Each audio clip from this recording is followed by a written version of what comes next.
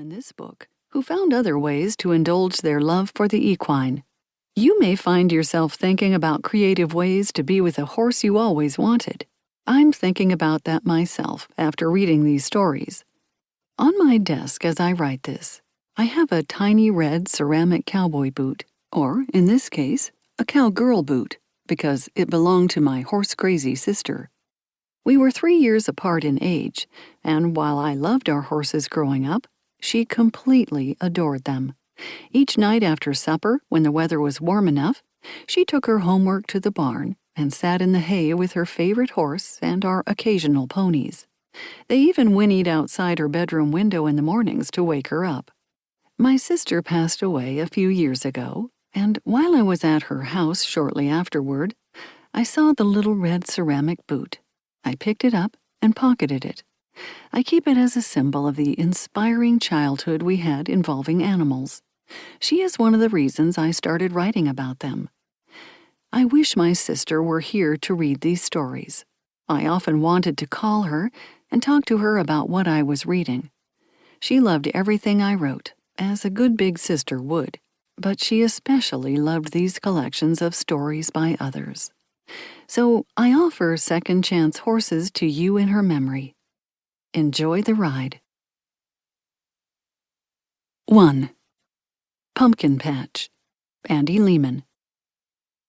When we fulfilled our daughter's dream of a pony for her 11th birthday, my husband and I assumed we were one and done. But as all horse owners learn, it's hard to have a single equine. Within weeks of our mare's arrival, we received offers for various pals to keep her company. A couple of candidates came and went. And then we met Pumpkin, a miniature orange and white paint with a history of hoof disease called Founder. Pumpkin needed a new home.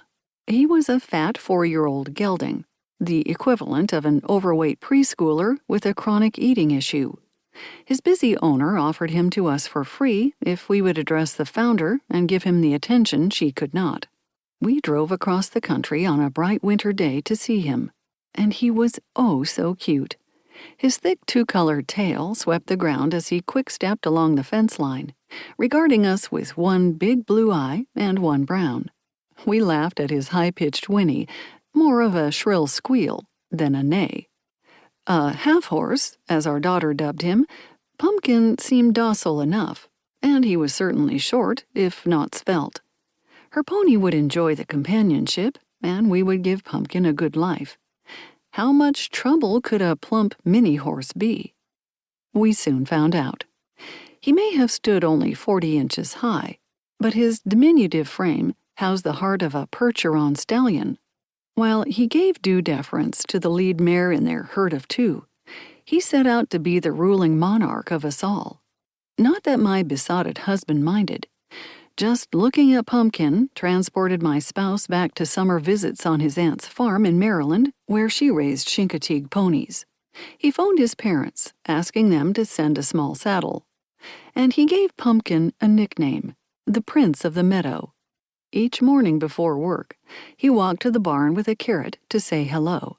He roughed up Pumpkin's mane, rubbed his withers, and leaned over to whisper, "You're the prince," in his ear.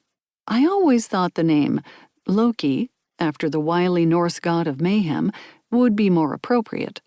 In public, I referred to Pumpkin as our yard art, attractive but useless. I realized early on that Pumpkin believed minis were not meant for riding, or showing, or even leading. Minis exist to do whatever they want and to make people smile. Nothing more. They eat, sleep, and play, not necessarily with us.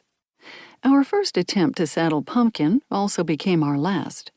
We thought he would enjoy giving a ride to our 7-year-old son, who weighed less than a meager 50 pounds. It was a toss-up as to who was less enthused, Mini Man or Mini Mount.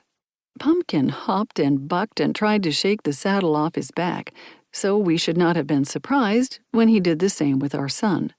The boy lasted all of 5 seconds atop the tiny steed, and we never got him on a horse again.